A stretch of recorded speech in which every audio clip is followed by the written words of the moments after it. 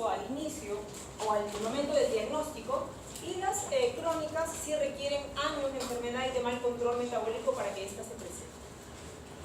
Vamos a empezar entonces con las complicaciones agudas hiperglicémicas. Yo sé que ya tienen esta clase también, ya me he dado cuenta, bueno, sería raro, ¿no? Entonces, empezamos con las complicaciones agudas y tenemos pues acá, estas son complicaciones agudas hiperglicémicas, ¿no? La cetoacidosis diabética y el estado hiperglicémico hiperosmolar. Entonces, tenemos que son complicaciones metabólicas agudas y graves, que están caracterizados por déficit de insulina, severa hiperglicemia y que va acompañada de gran deshidratación. Pueden ocurrir ambas entidades simultáneamente en un tercio de los pacientes y el pronóstico va a empeorar en los extremos de la vida, es decir, en los muy ancianitos, en los muy niños, en pacientes que cursan con coma, con hipotensión y con severa comorbilidades, como es el caso de los ancianos, que además de la diabetes suele tener hipertensión, infartos, etc. Entonces, este es un cuadro comparativo de estas dos entidades, la cetoacidosis diabética y el estado hiperglicémico hiperosmolar. En la cetoacidosis diabética hay una severa deficiencia de insulina y se caracteriza por presencia de hiperglicemia, deshidratación, presencia de cuerpos cetónicos y acidosis. Las dos terceras partes, miren ustedes, la gran mayoría de estos son pacientes diabéticos tipo 1 y la mayoría, el 56% de ellos, presentan esta complicación en estas edades, ¿no? En este intervalo de edades, entre 18 y 44 años. La presentación es muy rápida, en horas, raro que sea en algunos días, en horas, y la mortalidad varía de acuerdo a los estudios entre un 1 a un 5%. En cambio, comparando con el estado hiperglicémico y hiperosmolar, también hay una deficiencia de insulina, pero es menor, es una deficiencia relativa a los requerimientos que tiene el paciente en ese momento. Va a haber también gran hiperglicemia, deshidratación y severo estado hiperosmolar. No va a haber cetosis a diferencia de la cetoacidosis diabética. ¿Por qué? Porque hay deficiencia de insulina, pero esta es suficiente como para frenar la cetosis. La mayoría son pacientes diabéticos tipo 2, edad avanzada, ancianitos. La presentación es más insidiosa, días, semanas. Y la incidencia no está muy precisa, pero se sabe que de todos los pacientes diabéticos hospitalizados, menos del 1% presenta esta complicación como causa de hospitalización.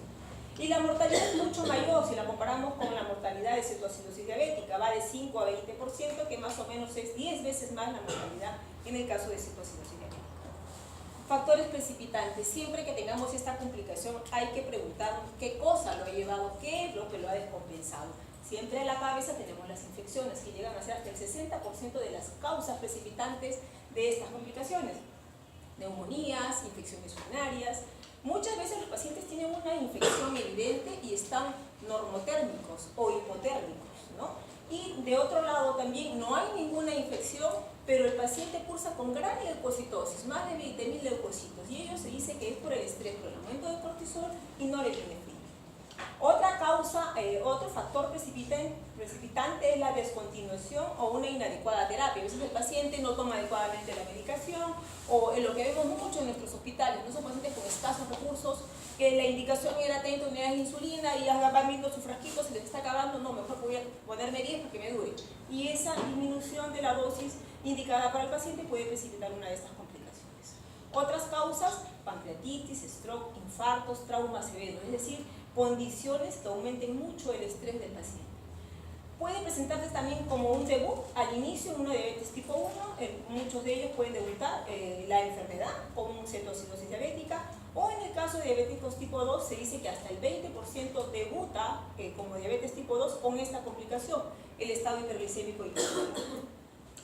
Importante también conocer que hay medicamentos que pueden precipitar estas complicaciones, como el uso de glucocorticoides, que como ustedes saben son medicamentos que incrementan la glicemia, ¿no? Los diuréticos tiazídicos, la fenitoína, los beta bloqueadores, los ansiolíticos. Y un 15% aparentemente no tiene ninguna causa o no hay ningún factor descompensante que se haya podido ubicar. ¿Cómo es la fisiopatología? En el caso de la cetoacidosis diabética, hay todas estas cascadas, todos esos procesos son desencadenados por una deficiencia de insulina, que por un lado va a disminuir la captación periférica de glucosa, que lleva a hiperglicemia. Además, se sabe que en estos pacientes está activada la gluconeogénesis y glucogenólisis, produciendo ello más hiperglicemia, que lleva endresis osmótica con pérdidas electrolíticas, pérdidas hipotónicas y gran deshidratación. Por otro lado, la deficiencia de insulina aumenta la proteólisis con aumento de las pérdidas de nitrógeno y aumento de los aminoácidos que van a servir de materia prima para la formación de glucosa de nuevo en el proceso de gluconeogénesis.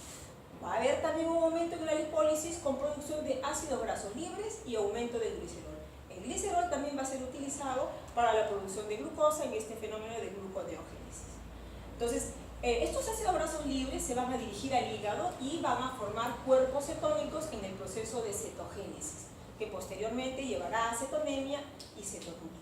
¿Cuándo aparece la acidosis? Cuando los mecanismos amortiguadores no son suficientes para contrarrestar estos cuerpos cetónicos, y entonces aparece acidosis. ¿Qué es lo que caracteriza esta complicación? Hiperglicemia, acidosis, deshidratación. Entonces, como consecuencia de este déficit súbito de insulina y de la tensión metabólica que se ha desarrollado, aumentan las hormonas contrarreguladoras, ¿no? ¿Cuáles son? Glucagón, otra contrarreguladora, adrenalina, noradrenalina, hormona de crecimiento. Entonces, todas ellas van a incrementar más la hiperglicemia, porque van a producir esto, inhiben la captación de glucosa, activan la gluconeogénesis y glucogenólisis, activan la lipólisis e inhiben la secreción residual de insulina. Todo esto contribuye a una mayor hiperglicemia. En el estado hiperglicémico hiperosmolar sabemos que hay factores como pancreatitis, el uso de algunos fármacos que son hiperglicemiantes, los infartos, traumas, pacientes grandes quemados, y a la cabeza las infecciones que van a producir aumento de los requerimientos de insulina en estos pacientes. Entonces, el paciente tiene insulina, sí, pero es bajo, tiene niveles bajos de insulina como para poder frenar la hiperglicemia. Entonces, hay hiperglicemia con glucosuria, diuresis osmótica y deshidratación. Pero estos niveles de insulina son suficientes como para frenar y no movilizar grasas y por lo tanto no produce cetosis. La diuresis osmótica lleva pérdida de agua y sodio, una disminución del volumen plasmático, una disminución del filtrado glomerular y con ello disminuye la expresión de glucosa por el riñón. Entonces no secreta glucosa por el riñón, incrementa más la glucosa sérica y con ello la osmolaridad. Cuando la osmolaridad alcanza más de 320 miliosmoles por kilo, ya empieza a salir agua de las células nerviosas y aparece pues la obnubilación y el coma, que es lo que caracteriza al estado hiperglicémico hiperpolar, un mayor compromiso del estado mental. ¿Cómo es el cuadro clínico? El cuadro clínico va a depender pues de la severidad y de la duración de la complicación. En el caso de cetoacidosis diabética se desarrolla en poco tiempo, pocas horas, por ahí un par de días. En cambio, en el estado hiperglicémico hiperosmolar toma varios días hasta semanas. Los síntomas comunes a ambos es los síntomas propios de una hiperglicemia, ¿cierto? Poliuria, polidipsia, polifagia, pérdida de peso y debilidad. Además de alteración del sensorio, que se da en ambos y puede ir desde paciente aletargado, o nubiloso, somnoliento, hasta el coma.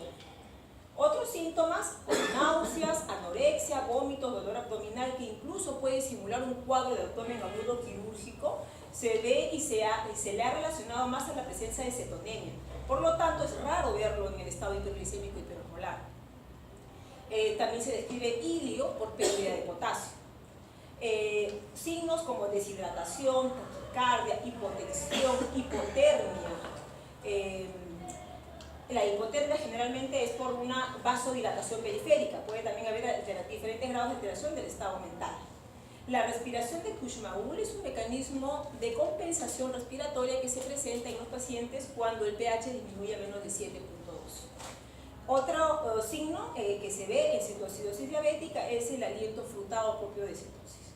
En el estado hiperglicémico hiperosmolar hay coma, mayor deshidratación, deficiencias neurológicas focales. Puede haber hemianopsia, hemiparesia, arreflexia, hiperreflexia y convulsiones. Y lógicamente vamos a encontrar los signos y síntomas de la enfermedad descompensante, ¿no? Infección, no sé, por ahí neumonía, infarto. ¿Qué hago cuando el paciente sospecho de este paciente? Ahora tengan bien claro que no todos los pacientes que tienen hiperglicemia, 300, 400, van a tener estas complicaciones. Pueden tener una hiperglicemia aislada y no tener ni cetoacidosis ni estado hiperglicémico hipermolar. No todas las hiperglicemias te dan eso. Tienen que tener las características que vamos a ir desarrollándolas poco a poco.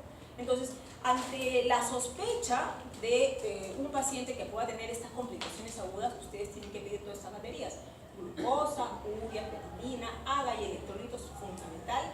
Estudio de cuerpos cetónicos, que generalmente lo hacemos en orina, puede también pedirse en sangre, pero más a la mano en nuestros hospitales tenemos el dosaje de cuerpos cetónicos en orina, que lo informan como 1, 2 o 3 cosas. Hemograma, examen completo de orina, radiografía de toras y electrocardiograma. ¿Para qué será esto? Para definir si hay un factor descompensante, pues, ¿no? Porque si yo no trato el factor descompensante, el paciente no sale del cuadro. Entonces, ¿qué pasa con la glucosa? En el estado de cetoacidosis diabética suele ser mayor de 250 miligramos por decilitro, y la concentración de glucosa va a estar en relación a la pérdida de líquido extracelular. En el estado hiperglicémico y hiperosmolar hay mayor concentración de glucosa, de 600 y se reporta hasta 2000 miligramos por decilitro. Yo la verdad lo máximo que he visto es 1500, 1520 por ahí en un paciente. Cuerpos cetónicos, obviamente solamente lo vamos a ver en el estado en la cetoacidosis diabética. Hay 3 cuerpos cetónicos: beta-hidroxibutirato, acetoacetato y acetona. Entonces, en la cetoacidosis diabética hay una mayor proporción de beta-hidroxibutirato con relación al acetoacetato, en una relación que va de 3 a 1 en el caso de una cetoacidosis diabética leve y de 15 a 1 en el caso de ser severa. Los reactivos estándares que tenemos en base al nitroprusiato para dosar cuerpos cetónicos reaccionan con acetoacetato y débilmente con acetona, no sensan beta-hidroxibutirato. Entonces, si yo tengo una lectura baja, no implica la ausencia de estos cuerpos cetónicos, es que el reactivo no lo está dosando. Y acuérdense que lo que más abunda es el beta-hidroxibutirato. Entonces, conforme se empieza a corregir la cetoacidosis diabética, este beta-hidroxibutirato se convierte en acetoacetato. Entonces, en lecturas posteriores que yo haga va a salir ya más positivo. Y eso no quiere decir que el paciente esté empeorando. En el estado hiperglicémico y hiperosmolar no hay cetonina. Doctora, disculpe, para la tierra reactiva en orina lo que mide es el acetato o en todo caso sería... Todos son en base a nitroprusiato, acetoacetato y la acetona, ¿no? Entonces, pero tú sabes que la mayor proporción es del beta-hidroxibutirato. Entonces, por ahí te sale una curva, no niega, el que salga de ellos no niega que estemos frente a una cetoacidosis diabética con una mayor cantidad de cuerpos cetónicos, ¿no? Entonces, en la acidosis, va a haber acidosis en cetoacidosis diabética, donde el bicarbonato va a ser menos de 15 y un pH menos de 7.3. Esto es por acumulación de estos cuerpos cetónicos, ¿no? Beta-hidroxibutirato y acetoacetato, principalmente el beta-hidroxibutirato. Además, va a contribuir a esta acidosis, la acidosis láctica que se ve en estados de hipoperfusión, que generalmente están en los pacientes, ¿no? Ya saben que en el estado hiperglicémico hiperosmolar no hay acidosis. ¿Cómo puede estar el sodio? Normal, elevado y disminuido. Podemos encontrar cualquiera de las 3 situaciones. La hiperglicemia sabemos que genera un movimiento de agua del intracelular al extracelular. O sea, cuando hay hiperglicemia, el agua sale hacia el extracelular y esto produce una hiponatremia aparente. ¿Eso qué quiere decir? Que la glucosa que yo estoy midiendo en ese paciente es normal, es así, es más o es menos. Si yo digo, la hiperglicemia genera movimiento del agua del intra al extracelular, entonces va a haber una hiponatremia aparente. Si yo mido 140 de sodio en estos pacientes, ¿es 140? ¿Es más o es menos? Claro, es más, porque hay como que una dilución por salida de agua del intra al extra, ¿ya? Entonces, ¿qué hay que hacer con estos pacientes? Hay que corregir el valor de sodio. El potasio también puede estar normal, elevado o disminuido. Sabemos que en la cetoacidosis diabética hay salida de potasio de la célula que es secundario a acidosis y al grado de contracción intravascular. En el estado hiperglicémico hiperosmolar, más bien puede estar aumentado porque la hiperosmolaridad extrae sodio de la célula. Puede estar normal o disminuido por diuresis osmótica.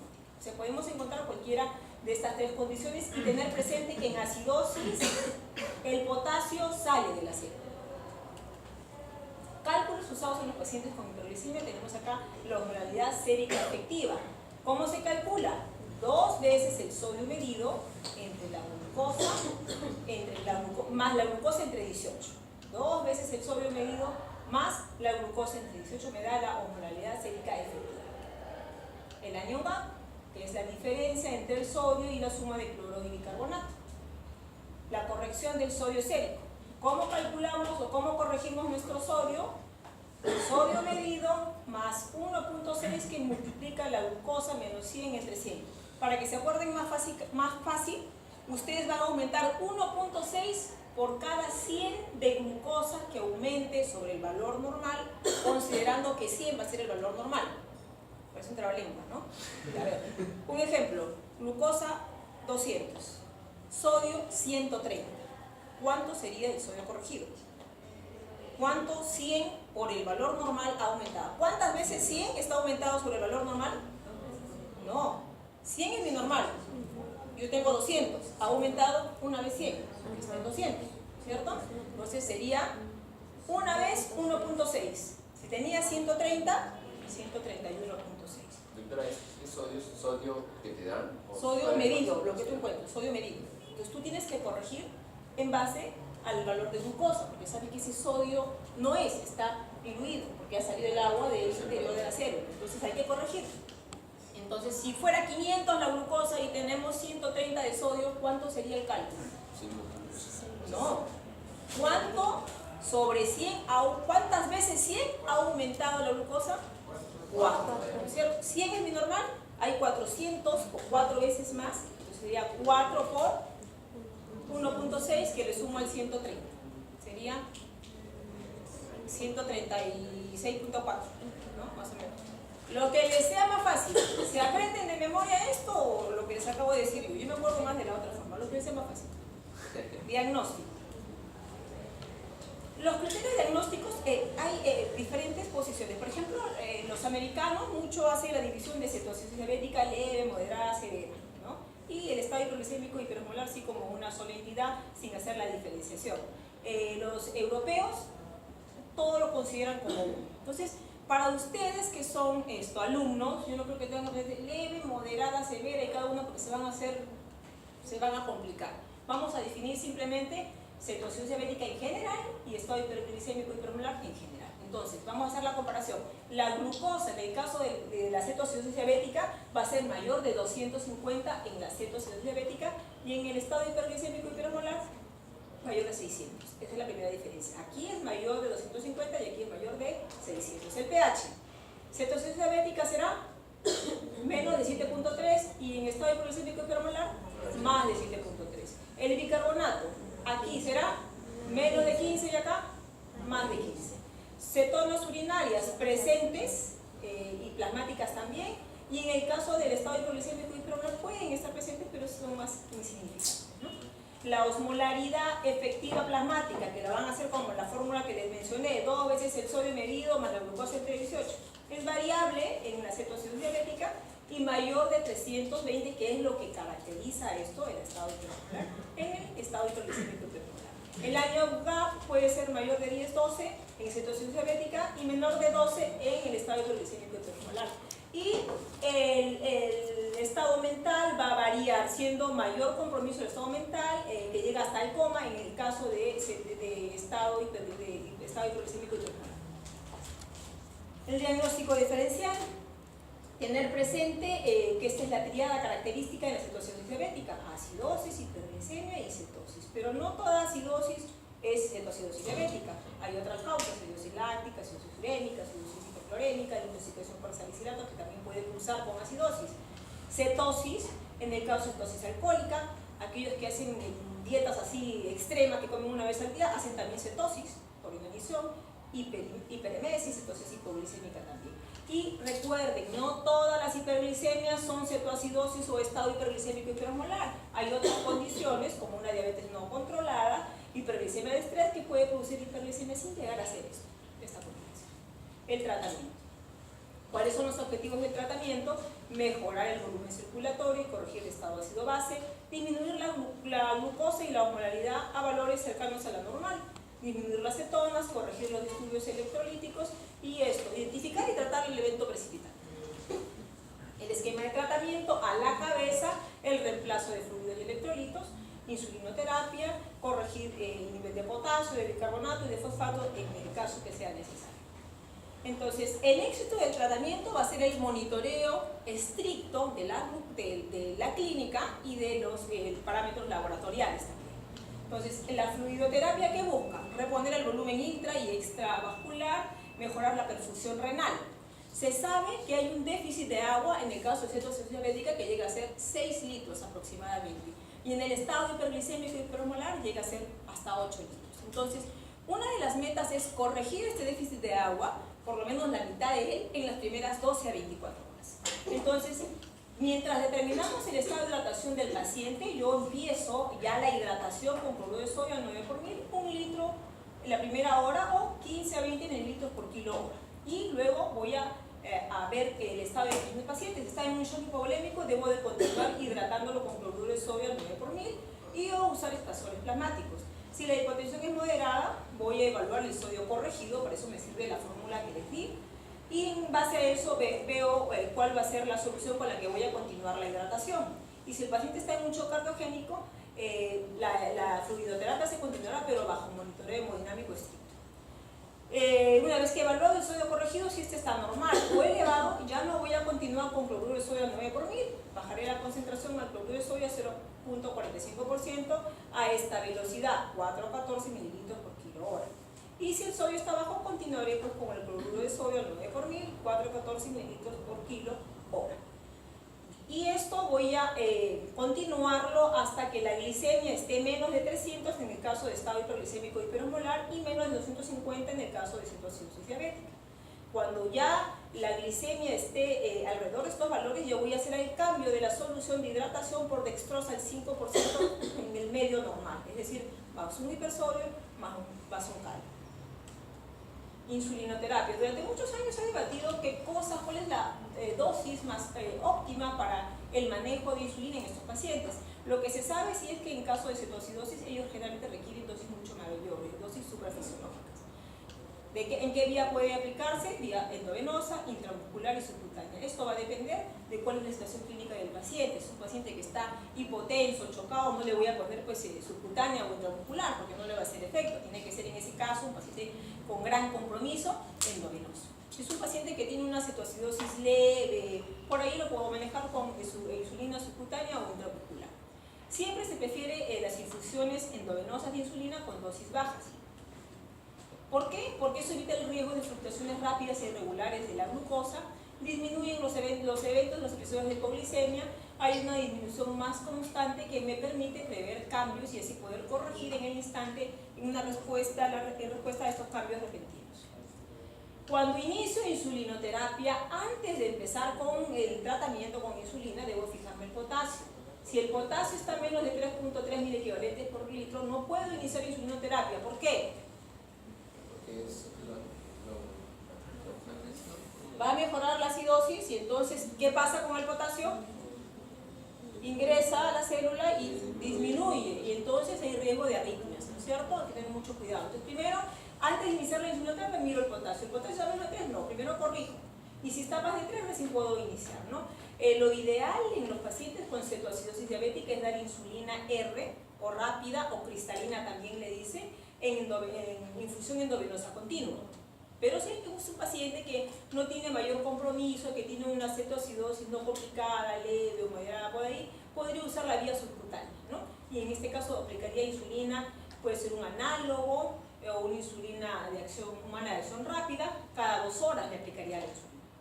En el caso de que sea un paciente que no tiene una complicación, que no está comprometido levemente, sino es una complicación moderada severa, voy a utilizar insulina y siempre se pone un bolo de inicio a esta dosis, 0,1 unidad kilo en bolo, para sensibilizar los receptores tisulares a insulina.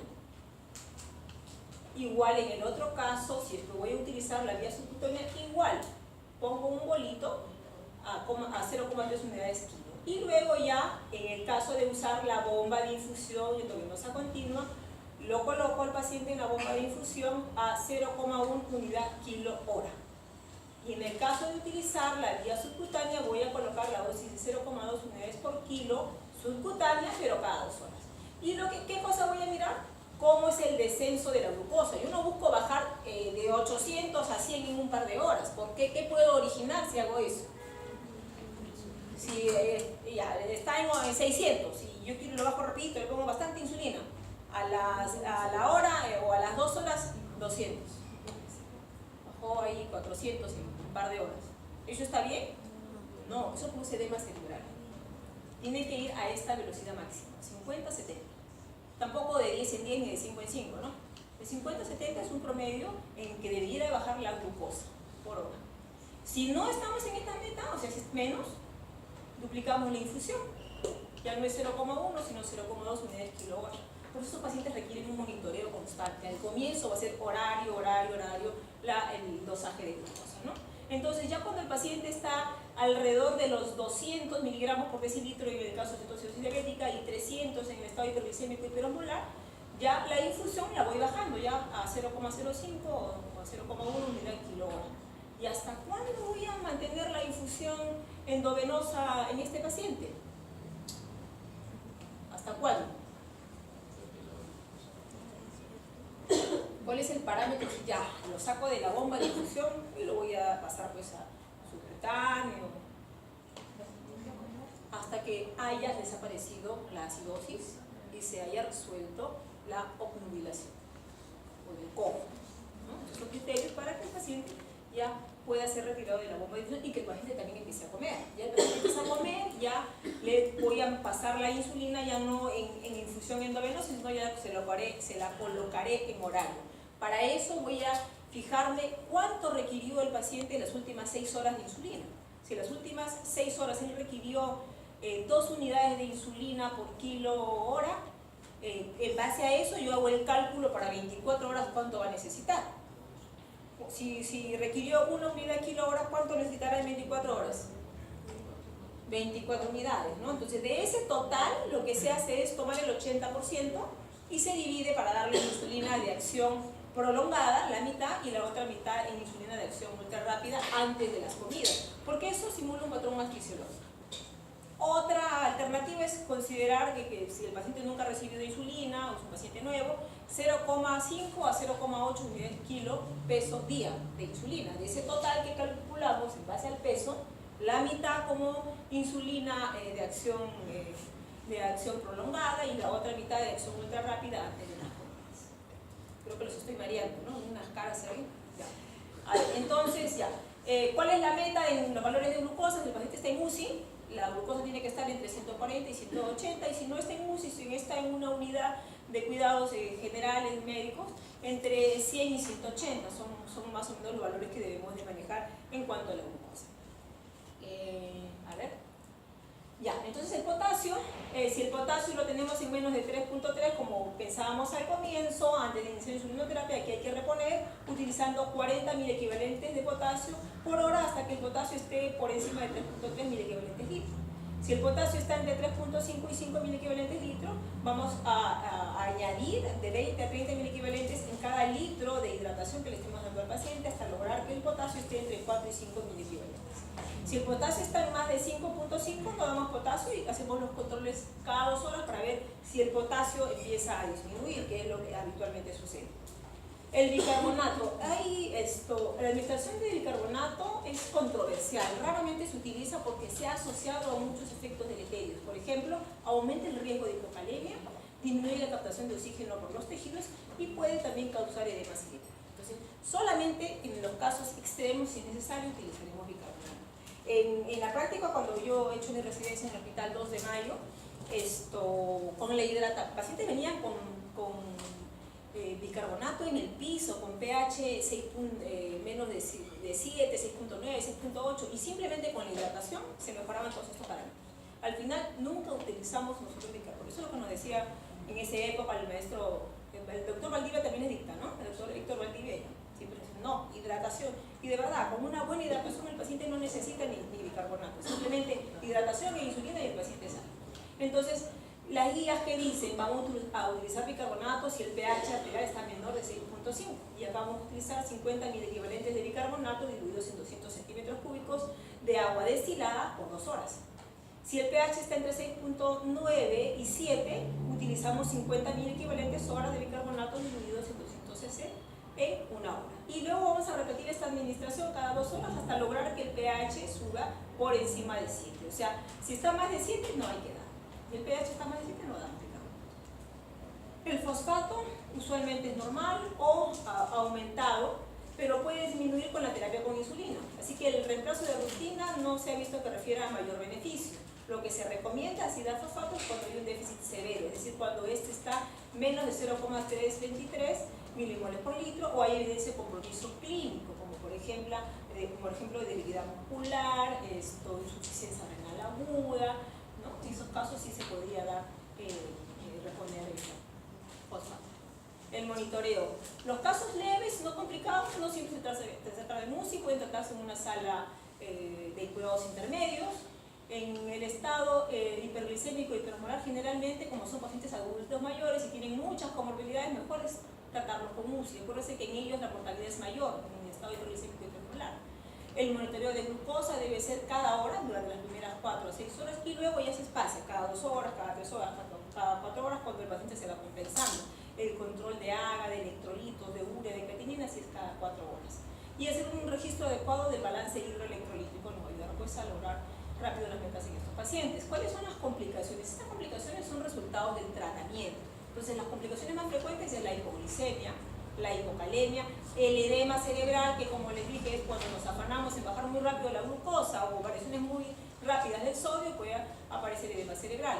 Síndrome de estrés respiratorio del adulto, sobre todo del adulto mayor. Estoy hidratándolo y me emociono, hidrato un montón y creo esta complicación en el paciente adulto mayor.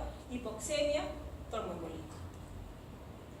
¿Cuál es la prevención en estos pacientes? Mejor acceso al cuidado médico, una apropiada educación. Si ustedes le educan al paciente, es menos probable que presente estas complicaciones. Tanto educación para el paciente como para el familiar. Comunicación con personal de salud en enfermedades intercurrentes, advertir que no debe de suspender la insulina al paciente y un monitoreo de glucosa constante también nos va a ayudar a prevenir estas complicaciones. Eso sería todo en esta parte. Ahorita continuamos, no se esperen. ¿Alguna pregunta? Dime. Doctora, no entendí la parte del tratamiento. Empiezas con insulina en bolo y de ahí insulina en bomba de infusión. Dependiendo de la condición, si el paciente está grave, bomba de infusión es lo ideal. Le pones un bolo endovenoso